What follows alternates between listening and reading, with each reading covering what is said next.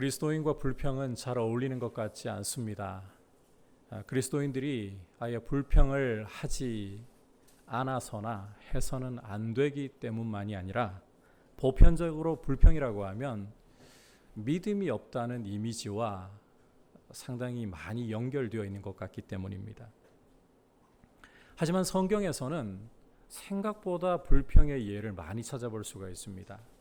그것도 믿음의 사람에게서 그런 불평의 모습들을 많이 찾아볼 수 있고, 특히 시편 같은 경우는 불평의 보고라고 불러도 무방할 정도로 기도와 애가 속에 고통 중에서 부르짖는 불평이 많이 등장하고 있습니다. 이 불평이라는 것은 보편적으로 보면 고난과 함께 손을 마주잡고 간다 해도 과언이 아닐 정도로 고난과 직결되어 있다고 할 수가 있습니다.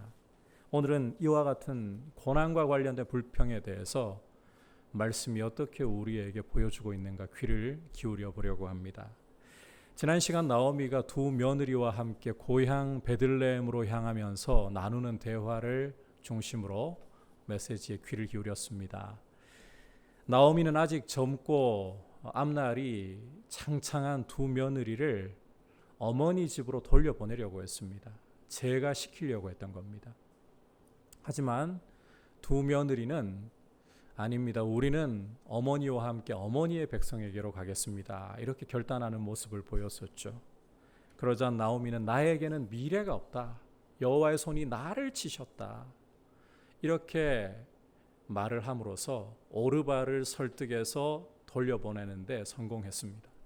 하지만 다른 며느리였던 룻의 경우는 나는 결코 어머니를 떠나지 않겠습니다.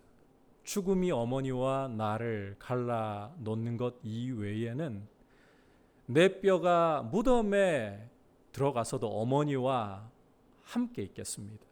무덤에 이르기까지 어머니에게 충성하겠다는 결단을 여호와의 이름으로 맹세하면서 드리는 것을 보았습니다. 이런 룻의 결단을 나오미가 보고서 더 이상 말을 할 수가 없었죠. 그래서 둘은 이제 고향 베들레헴으로 향하게 되었습니다. 오늘 말씀은 이제 이렇게 고향으로 돌아온 나오미를 보고서 고향 사람들이 반기는 모습과 그 사람들의 반응에 대해서 나오미가 어떤 대답을 하는가, 이게 중심적인 내용인데, 나오미의 대답을 보시면 사실상 불평이라고 이야기를 할 수가 있습니다. 이 부분을 우리가 함께 살펴보면서 주시는 메시지를 들으려고 하는 겁니다. 자, 첫 번째로는 하나님의 주권이라는 울타리 안에서 불평을 하라. 하나님의 주권이라는 울타리 안에서 불평하라는 것입니다. 19절 우리 함께 읽어보도록 하겠습니다. 시작. 이에 그 두 사람이 베들레헴까지 갔더라. 베들레헴에 이를 때에 온 성읍이 그들로 말미암아 떠들며 이르기를 이가 나오미냐 하는지라. 함께 읽은 말씀은 나오미와 룻이 고향 베들레헴에 당도한 것과 이들을 보고서 베들레헴 온 성읍 사람들이 보이고 있는 반응을 묘사하고 있습니다. 룻기 기자는 베들레헴 사람들이 룻과 함께 고향으로 돌아온 나오미를 보면서 그들로 말미암아 떠들었다라고 설명하고 있습니다. 그들로 말미암아 떠들었다. 여기서 떠들었다에 해당하는 히브리어 표현, 이 훔이라는 히브리어 표현인데, 이것이 사무엘상 4장 5절을 보시면 거기에서도 사용된 용례를 볼 수가 있습니다. 사무엘상 4장 5절에서는 이스라엘이 블레셋과의 전쟁에서 크게 패배한 후에 우리에게 하나님의 언약궤가 없어가지고 이런 패배를 당한 것인가 보다. 언약궤를 가져오자. 그러면 하나님도 우리 가운데 함께 오시게 될 것이다. 그래서 이스라엘이 언약궤를 이스라엘 진 안으로 가져오는 모습과 이에 대한 이스라엘 백성들의 온 진영의 반응이 묘사되고 있는데, 이 이스라엘 온 진영의 반응이 바로 이 훔이라는 동사로 표현되고 있어요. 오늘 말씀에 떠들었다는 동일한 표현이 쓰이고 있다는 거예요. 이스라엘은 하나님의 언약궤가 진영 안에 들어왔으니까 하나님이 이 언약궤와 함께 오신 것이다.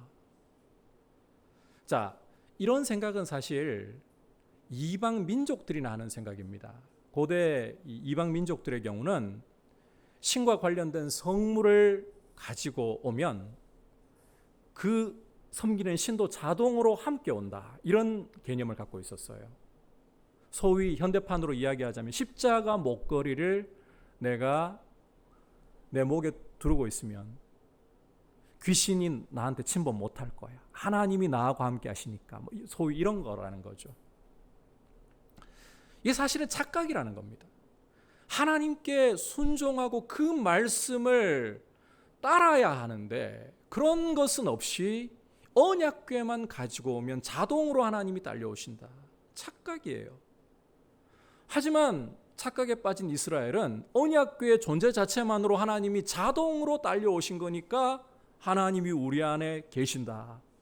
그래서 기뻐하면서 함성을 지르고 온 진영이 울렸다, 떠들썩했다. 이렇게 사무엘상 4장 5절에서 묘사를 하고 있는데 이 울렸다, 떠들썩했다, 이게 바로 훔이라는 동사로 표현되었다는 거예요.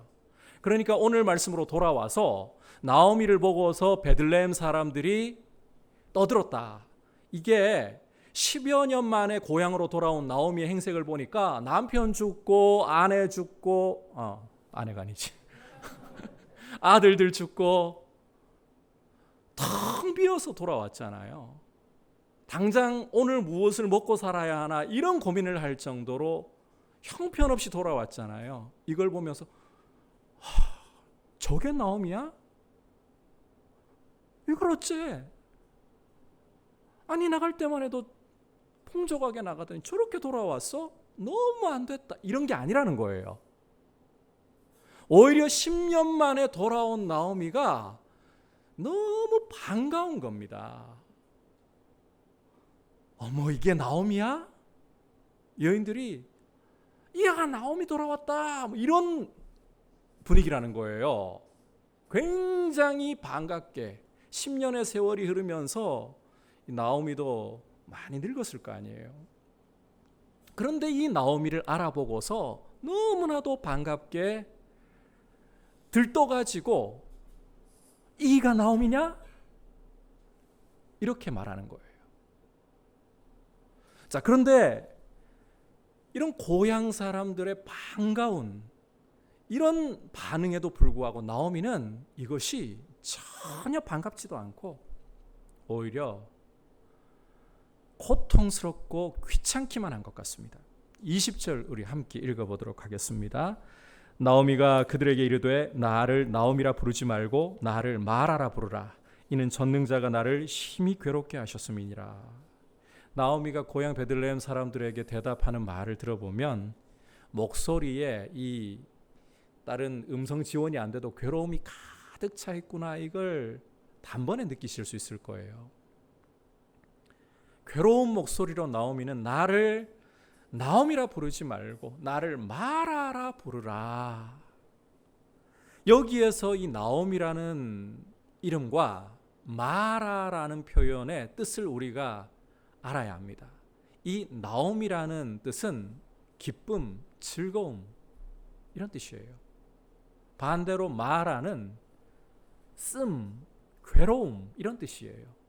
그러니까 나오미는 더 이상 나의 이름대로 나를 기쁨이라고 즐거움이라고 부르지 말고 나를 괴로움이라고 씀이라고 부르라. 자, 그렇다면 왜 이렇게 부르라고 하는가? 자신의 이름이 왜 이렇게 쓰다 괴롭다라고 불려야 한다고 나오미는 말을 하고 있는가? 그 이유를 전능자가 나를 심히 괴롭게 하셨기 때문이다. 전능하신 하나님이 나를 심히 괴롭게 하셨기 때문이다. 여러분, 전능하신 하나님이 나오미를 괴롭게 하셨다고요? 자, 그렇다면 구체적으로 하나님이 어떻게 나오미를 괴롭게 하셨다는 건가? 21절 이어서 또 보겠습니다. 시작.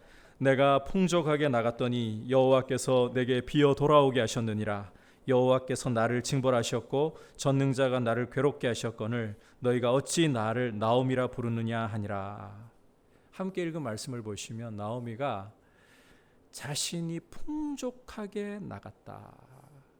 흉년이 떡집이라고 부르는 베들레헴을 강타할 때마저도 사람들이 부러워할 정도로 풍족함을 가지고 더 나은 삶을 꿈꾸며 장밋빛을 꿈꾸면서 모압 땅으로 이주를 했다라고 말하고 있습니다. 하지만 이제는 이런 부러움의 시선을 받으며 간 땅에서 남편이 죽고 두 아들들이 다 죽고 당장 오늘 무엇을 먹고 살아야 하나, 그저 눈앞이 막막해진 이런 처지에 이르게 되었다.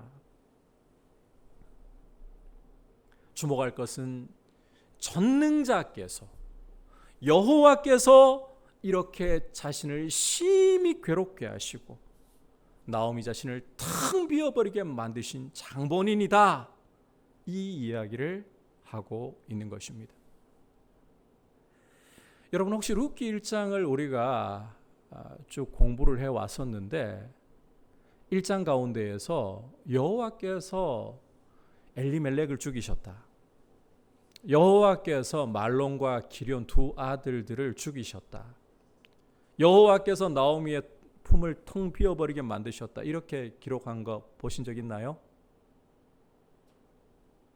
찾아볼 수가 없습니다. 오히려 1장 6절에서 여호와께서 그 백성을 찾아오시고 그들에게 양식을 주셨다, 이런 말씀은 볼 수가 있지만 나오미 말처럼 여호와께서 남편 죽이시고 아들들 죽이시고 나오미의 품을 비어버리도록 나오미를 괴롭히셨다, 이런 말씀은 아예 찾아볼 수가 없어요.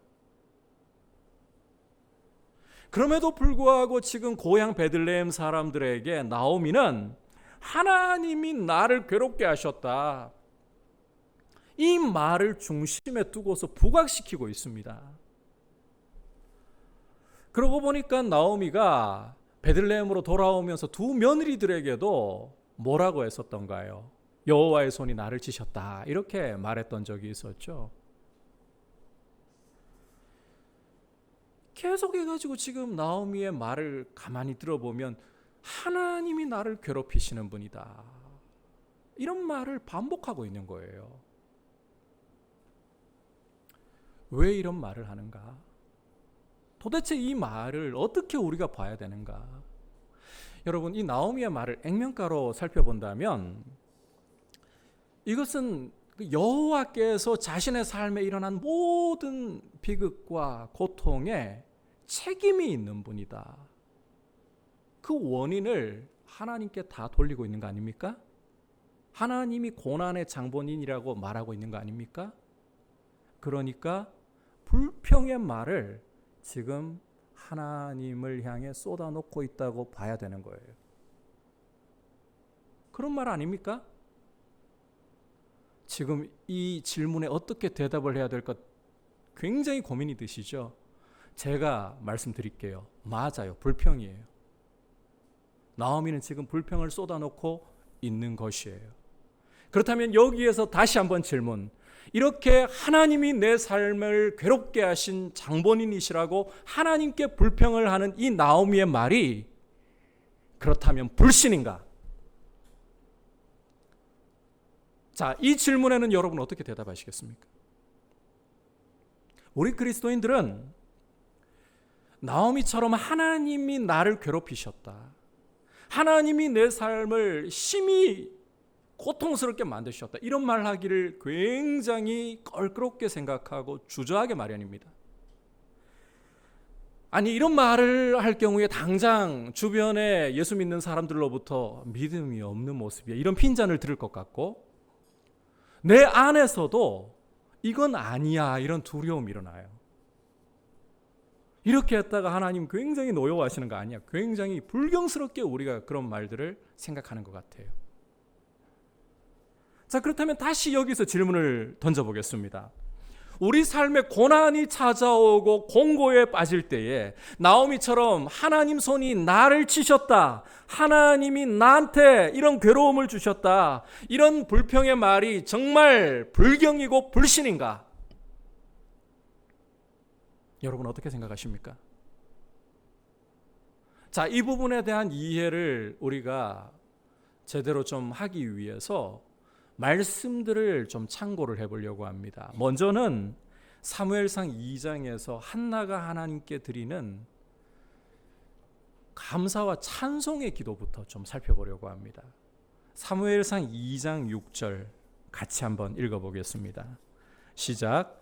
여호와는 죽이기도 하시고 살리기도 하시며 수월에 내리게도 하시고 거기에서 올리기도 하시는도다.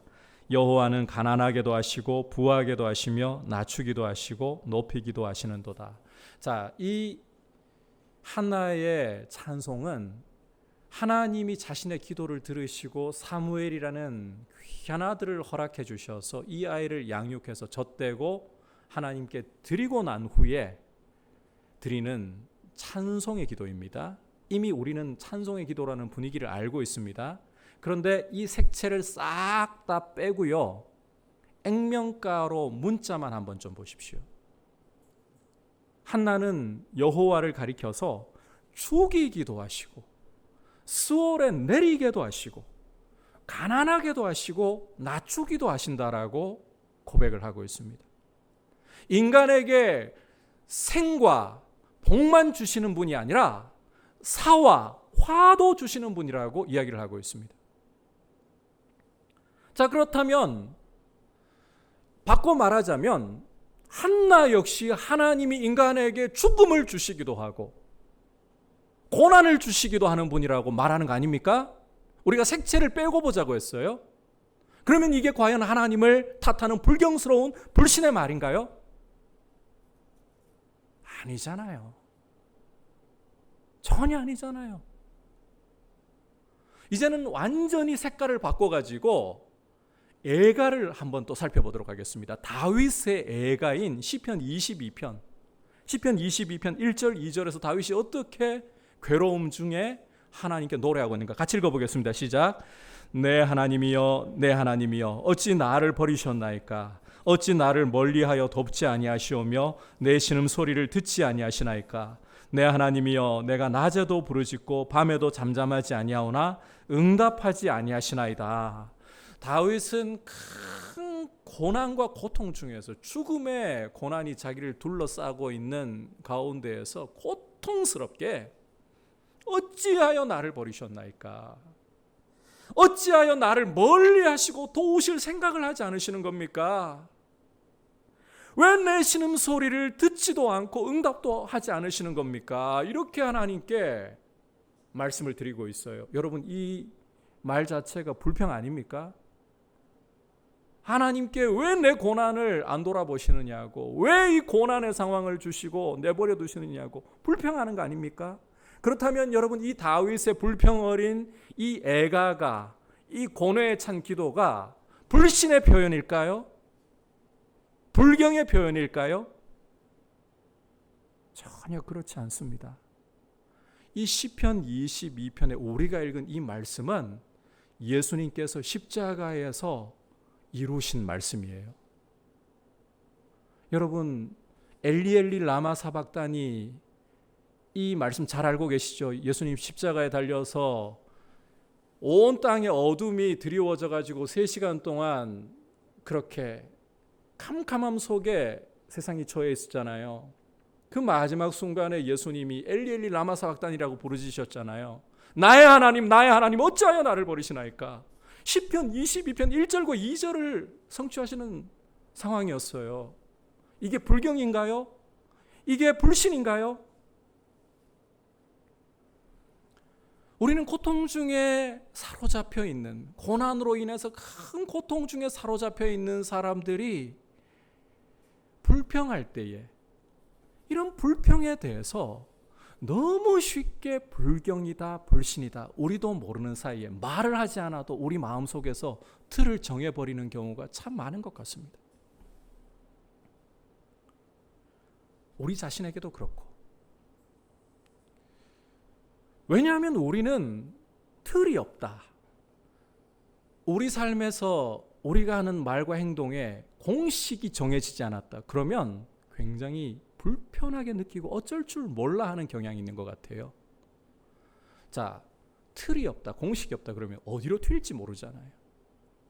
그러다 보니까 이런 그리스도인의 불평, 여기에도 틀을 주고 싶은 거죠.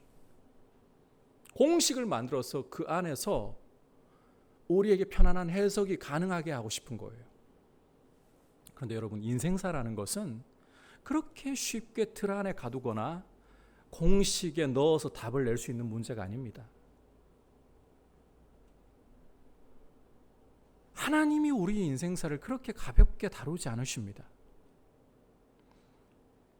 인생사를 고민도 없이 그냥 이 공식 안에 넣으면 어떤 정답, 이렇게 하는 것은 우리의 틀 안에, 우리의 울타리 안에 인생을 가둬버리는 거예요. 심지어 하나님도 그렇게 가둬버리는 거예요. 하나님이 그렇게 일하셔야 된다고.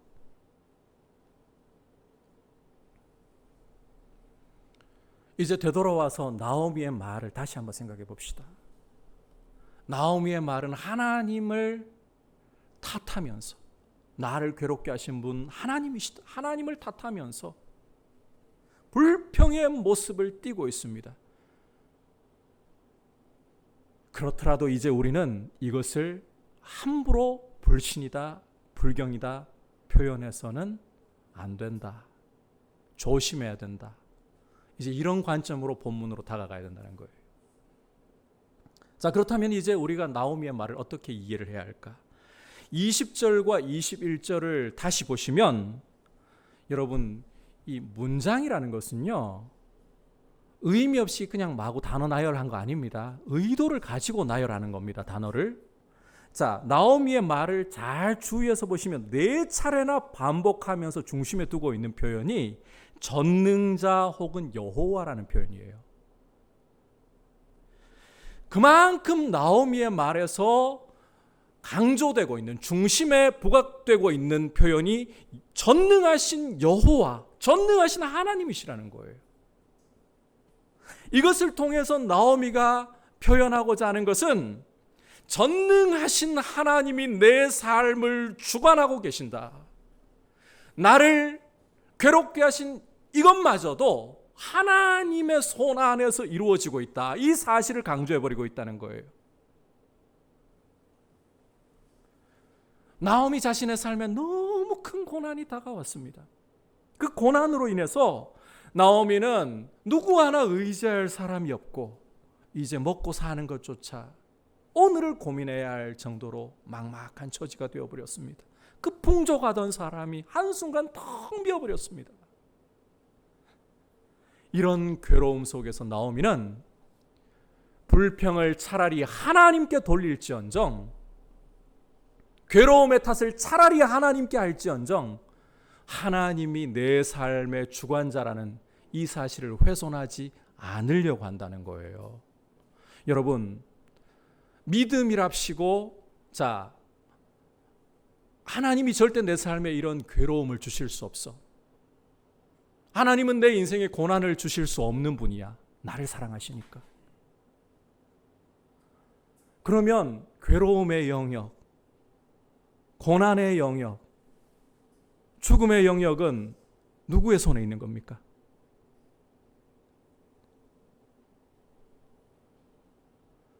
우리가 하나님께 정말 좋은 것을 돌려드린다라고 생각하면서 때로는 하나님께로부터 어떤 영역들을 빼앗아 버리려고 하는 이런 우를 범할 때가 있어요. 그러면서 우리는 믿음으로 생각하고 믿음으로 행동한다, 믿음으로 말한다라고 착각을 할 때가 있어요. 이게 사실 쉬운 이야기를 드리는 거 아닙니다. 그런데 나오미는 차라리 불평을 하나님께 돌려드릴지언정, 괴로움의 탓을 하나님께 할지언정 내 삶의 모든 영역이 하나님 손을 벗어나는 것 하나도 없다. 하나님의 주권을 훼손하지 않으려고 하고 있다는 거예요. 이걸 가리켜서 학자들은 소위 불평의 신학이다 이렇게 불러요. 용어는 중요치 않습니다. 이런 용어 모르셔도 아무 상관없어요. 중요한 것은 인생의 고난이 찾아올 때에 그 고난이 차라리 하나님 탓이라고 할지언정 하나님이 내 삶의 모든 것을 생뿐만 아니라 사까지도, 복뿐만 아니라 화까지도 다 주관하신다. 내 삶의 어떤 영역도 하나님의 손을 벗어나는 것이 없다. 하나님의 주권을 하나님께 돌려드리는 이 모습이 바로 소위 불평의 신학이라는 겁니다. 여러분, 감당할 수 없는 인생의 고난과 어려움이 내 삶을 찾아와서 내 인생을 쥐어짤 때에 내 속에서 불평과 탄식과 원망이 올라오면서 내 목구멍까지 치밀어서 내 혀에까지 영향을 주려고 할 때에 여러분 어떻게 하고 계십니까? 그럼에도 불구하고 여전히 나는 감사할 이유가 있고 하나님께 감사하겠습니다. 이 믿음이 있다면 감사드리십시오. 그러나 이 치밀어 오르는 불평과 원망과 탄식이 목구멍을 넘어서 버리고 여러분의 혀까지 사로잡아 버릴 때에는 여러분 불평하십시오. 아이, 목사가 저런 설교하면 되나 싶죠. 그런데 하십시오. 여러분, 나오미처럼 불평하십시오. 그게 진짜 우리 모습이잖아요.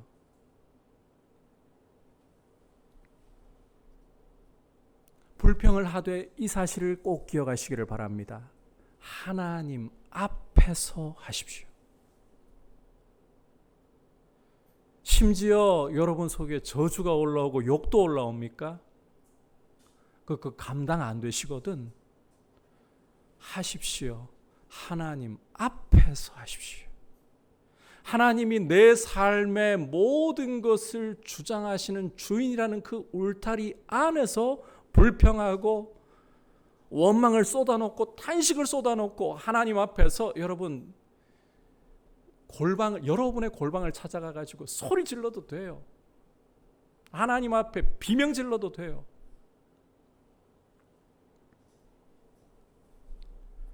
제가 여러분께 간혹 이런 말씀을 드렸던 거 기억하시는 분 계실 것 같아요. 넘어져도 공동체라는 울타리 안에서 넘어지고, 원망과 불평을 해도 죄를 지어도 공동체라는 울타리 안에서 하시라고. 이 너무너무 중요한 이야기거든요. 이와 더불어서 오늘은 또 한 가지, 이 두 가지만 여러분이 잘 기억하셔도 돼요. 하나님 앞에서, 하나님의 주권이라는 울타리 안에서 불평하고 원망을 쏟아 놓으시라는 겁니다. 사람에게 불평하고 사람에게 원망을 쏟아 놓는다고 감당이 안 돼요. 사실 다툼이 일어날 수 있어요. 판단이 일어날 수 있어요. 하나님 앞에서, 하나님이 내 삶의 주인이시라는 그 울타리 안에서 여러분의 속을 있는 그대로 쏟아 놓아 버리십시오. 하나님은 우리 마음 다 알고 계십니다. 굳이 아닌 척 가시고 위선으로 믿음 좋은 척 하실 필요 없어요. 그게 아닌 거 우리도 알잖아요. 여러분, 하나님은 우리를 감당하실 수 있는 우리 하나님, 우리 아버지이십니다. 여러분이 이 불만을 짓눌러버리고, 인정하지 않은 채 짓눌러버리고, 불평을 하나님께 쏟아놓지 않고 마음에 가두어버리고 믿음이 있는 척, 남들에게 괜찮은 척, 이게 괜찮을 것 같습니까? 믿음으로 잘 서 있을 것 같습니까? 폭발합니다. 그 순간에는 우리가 우리 자신을 보면서 충격을 받아요. 내가 왜 이러지? 사실은 그게 나인데, 그게 나예요. 따라서 여러분, 폭탄이 되지 마시고, 이 불평과 불만이, 이 화약이 우리 속에 가득 차여가지고 이 목구멍까지 치밀어 오르는데도 아닌 척 하다가는 이 화약이 나중에는 폭발해버려요. 그때는 참 감당하기 어려워요. 나는 나 자신에게 실망하고 주변 사람들에게 상처를 주고 하나님 앞에서도요 폭주를 해요. 폭주를. 그게 가시기, 위선이 가져오는 무서움이에요. 그래서 우리 속에 감당할 수 없는, 우리 삶에 참 내가 원치 않는 상황이 펼쳐지고 고난이 나를 짓눌러 내 마음속에 감당할 수 없는 불평과 탄식과 원망의 이 화약이 쌓일 때에 그것을 하나님 앞에, 사람 앞에서는 감당이 안 돼요. 하나님 앞에 다 터뜨려 놓으시고 하나님 앞에 다 쏟아 놓으시고 그렇게 기도할 때 변화가 와요. 정말. 그렇게 쏟아 놓다 보면 하나님 앞에서 기도가요 조금씩 달라져요. 그래서 이 불평이라는 것이, 이 말씀을 오늘 오해하며 듣지 마세요. 오해하며 들으시면 안 돼요. 무조건 그러면 이제 불평해도 된다, 이런 뜻이 아니에요. 지금 내가 감당할 수 없는 고난 속에서 하나님 나한테 진짜 왜 이러시는지, 불평이 올라올 때 터뜨리시라는 거예요. 하나님 앞에서 사사건건 모든 걸 뭐 사람 만나가지고 불평 터뜨리거나 이래도 좋다 이런 이야기 드리는 거 아니에요. 절대 그렇게 오해하지 마세요. 감당할 수 없는 불평이 나를 휘어잡으려고 할 때 하나님 앞에서, 하나님의 주권이라는 울타리 안에서, 그래서 이 불평이라는 것이 불신이 아니라 오히려 하나님을 가까이 하게 되는 기회가 될 수 있도록 여러분 불평을 하나님께 나아가는 기회로 만들어 버리시기를 축복합니다. 그것이 믿음으로서 여러분에게 꼭 필요한 부분들 중에 하나예요. 이제 두 번째 메시지입니다. 자, 두 번째 메시지는 기다리고 함께 있고 떠나지 말아야 한다. 이 무슨 이야기인가 하면 말로 표현하기 힘들 정도로 고난 중에 처해 있는 형제들에게 우리가 하나님의 헤세드가 흘러가는 통로가 되기 위해서 이런 형제들을 잘 우리가 적절하게 대하기 위해서 기다리고 함께 있고 떠나지 말아야 한다. 이 사실을 꼭 기억하셔야 된다는 거예요. 앞서 나오미가 룻과 함께 베들레헴에 돌아왔을 때에 베들레헴의 반응이 반갑게 이게 누구야? 나오미네? 10년 만에 나오미가 돌아왔네? 이런 반응을 보였다고 했었죠. 굉장히 반갑게 나오미를 맞아주었어요. 그런데 나오미의 반응이 어땠습니까? 이런 반가운 고향 사람들의 환대, 나오미를 기뻐해 주는 것이 하나도 반갑지 않았다고 했어요. 하나도 반갑지 않았다. 게다가 오늘 22절 말씀을 보시면 나오미가 모압 여인 룻과 함께 고향으로 돌아오는 것과 그때가 보리 추수 시작할 때라고 성경 기자가 묘사하고 있는 것을 보여주고 있습니다. 그런데 여러분 여기에서 우리가 나오미의 시선으로 이 말씀을 좀 볼 필요가 있는데, 나오미는 룻이 함께 돌아오고 그때가 보리 추수 시작할 때라는 것이 눈에 들어올까요? 안 들어올까요? 일전에 제가 이 말씀을 미리 설명을 드리면서 보리 추수 시작할 때에라는 것은 회복에 대한 복선 역할을 한다. 왜냐하면 이 보리 추수를 통해서 룻과 보아스가 만나게 되고 이 두 사람의 결혼을 통해서 나오미의 품이, 텅 비어버렸던 품이 오벳이라는 아기로 채워지기 때문에 이렇게 설명드렸잖아요. 이게 지금 룻이 함께 오고 있는 것, 그리고 이 무대가 바로 보리 추수 시작할 때라는 것이 회복의 전조예요. 그런데 나오미에게는 아무것도 안 보여요. 이 사실이. 이마저도 그냥 나오미에게는 그냥 룻 따라왔다, 보리 추수 시작할 때다, 이 이상 없는 거예요. 이 무슨 말씀을 제가 드리려고 하는가 하면 보아도 안 보이고 들어도 안 들린다는 겁니다. 고난이 너무너무 깊을 때에는, 그 고통이 마음을 완전히 사로잡아 버릴 때에는 여러분 사람이 뭔가를 봐도 안 보이고요, 어떤 말을 들어도 그게 귀에 들어오지를 않고요, 만사가 다 귀찮게 다가올 뿐이에요. 지금 나오미가 고향 사람들의 그 반기는 10년 만에 돌아온 나오미를 반기는 말을 들어도 하나도 반갑지 않고 관심 기울여 주는 게 귀찮을 뿐이잖아요. 나한테 좀 관심 기울이지 마라. 나 차라리 몰라봐 주는 게 차라리 낫다. 이게 고난 당할 때 고통으로 완전히 뒤덮인 사람의 모습이에요. 믿음이 없어서라고요? 여러분, 나오미가 왜 믿음이 없습니까? 차라리 자신의 삶의 괴로움의 탓을 하나님께 돌릴지언정 하나님의 주권만큼은 훼손시키지 않으려고 하는 그 믿음 가운데 있다는 거 봤잖아요. 그런데 사람이 너무 큰 고난이 와서 너무 큰 고난에 휩싸여 버릴 때에는 주변에서 일어나고 있는 일들이 그 안에 회복의 신호가 있어도 보이지 않아요. 어떤 좋은 말을 해주어도 이게 그냥 귓등을 스치고 지나갈 뿐이에요. 사람들의 관심이 다 귀찮고 나 좀 내버려도 이러고 싶을 뿐이에요. 잠언 기자는 마음이 상한 자에게 노래하는 것은 추운 날에 옷을 벗은 것 같고 소다 위에다 식초를 쏟은 것 같다, 이렇게 말씀을 합니다.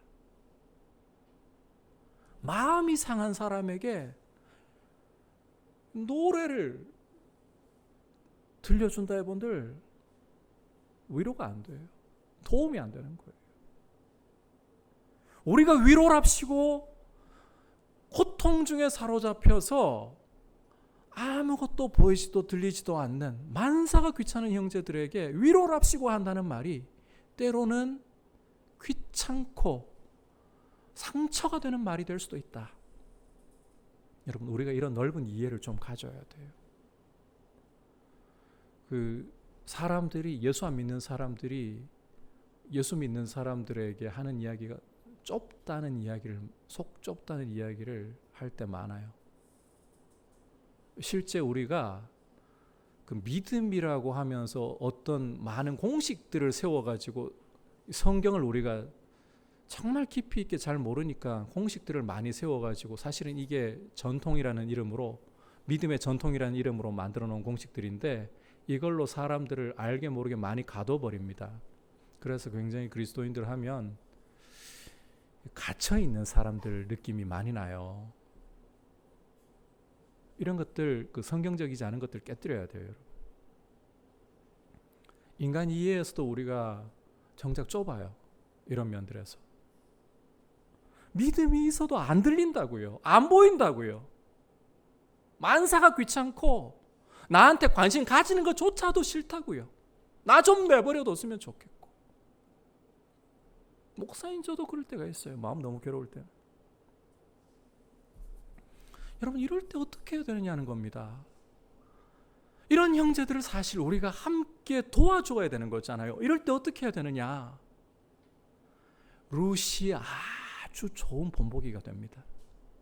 여러분, 혹시 고향 돌아와가지고 룻이 뭔가 대사를 친다거나 뭐 특별한 행동을 한다거나 그런 기록이 있나요, 없나요? 아무것도 없죠. 룻은 그냥 모압 여인이라고 묘사되고 있을 뿐이죠. 존재감도 없다는 거예요, 그 말은. 어머니의 백성, 나의 백성, 어머니의 하나님, 나의 하나님이라고 했다고 이스라엘로 여기지도 않는, 그 정도로 존재감이 없어요. 그런데 룻이 여기에서 한 가지 뭘 잘하고 있느냐? 아무 말 없이 시어머니 곁에 그냥 붙어 있는 거예요. 어떤 말도 어떤 특별한 행동도 하지 않고 다만 홀로 남겨져서 저 괴로움을 겪고 있는 시어머니, 내가 조금이라도 젊고 조금이라도 힘이 있고 어머니를 돕고 싶어, 보탬이 될 수 있다면 그냥 함께 있어 드리는 거예요. 이게 중요하다는 거예요. 큰 고통 중에 있는 사람들은 당장은 다 귀찮아요. 그런데 정말 필요한 게 사랑이에요. 함께 있어 주는 거예요. 무슨 말을 해준다고 들리지도 않아요. 무슨 행동을 한다고 그게 눈에 들어오지도 않아요. 다만 함께 있어 주는 거예요. 가라고 해도, 너 없어도 된다고 해도 포기하지 않고 사랑으로 함께 있어주는 거예요.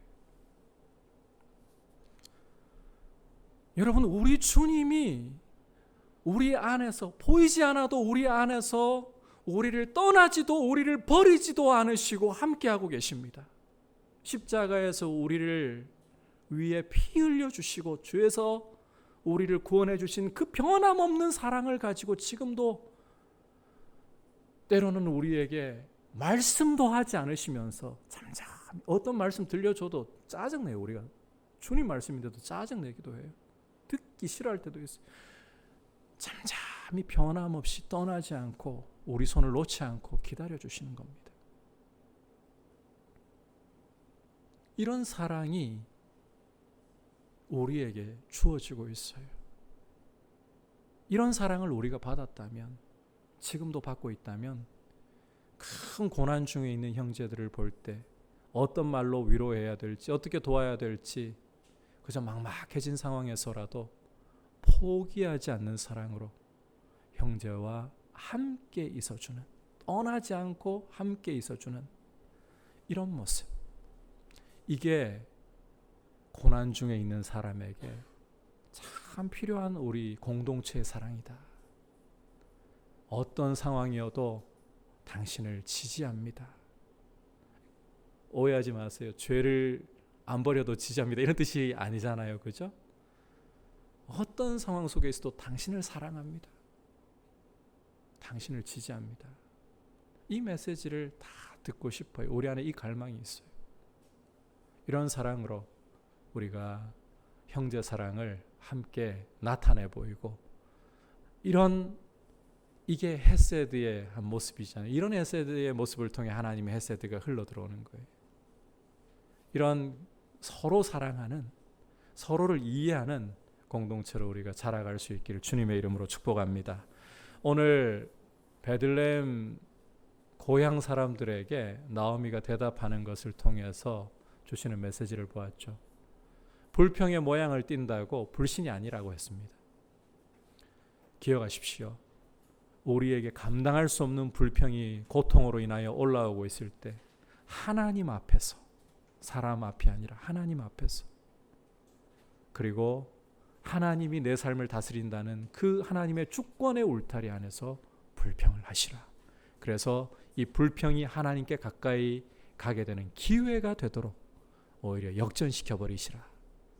너무 큰 고통을 당하고 있는 형제 자매들에게는 어떤 말과 어떤 행동보다 그저 기다리며 곁에서 포기하지 않고 함께 있어주라. 이걸 꼭 기억하시기를 바랍니다. 이제 말씀을 생각하면서 함께 찬송가 456장 고백 드리겠습니다.